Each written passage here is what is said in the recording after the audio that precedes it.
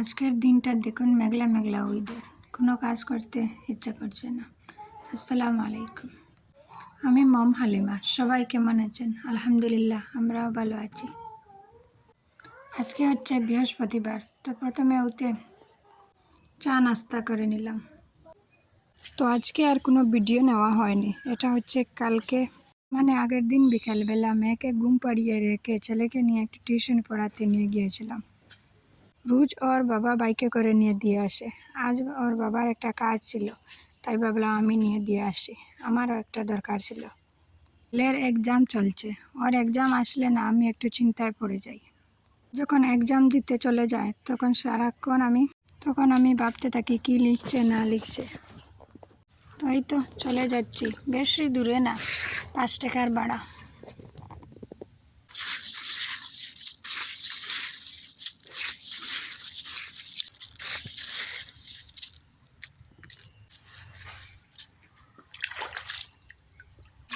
তারপর ছেলেকে রেখে বাড়িতে এসে গেলাম। আসার সময় দেখলাম দাদু চলে যাচ্ছে মাছ নিয়ে। তারপরে মাছগুলা কিনলাম, কিনে কেটে তারপরে ধুয়ে বেছে নিচ্ছি।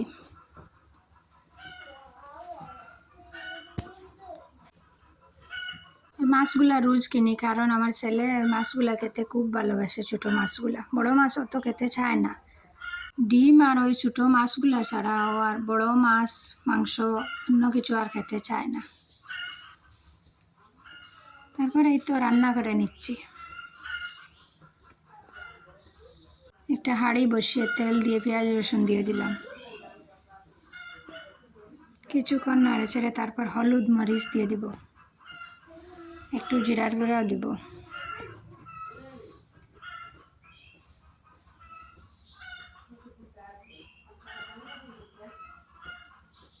দুটো টমেটো নিয়ে নিয়েছি।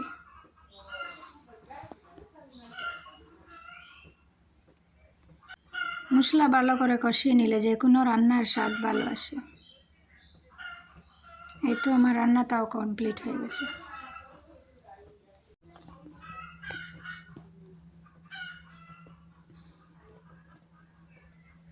ওইগুলা থেকে একটু বড় বড় যে মাছ বেরিয়েছিল ওগুলোকে ভাজি করে নিয়েছি শুধু হলুদ দিয়ে।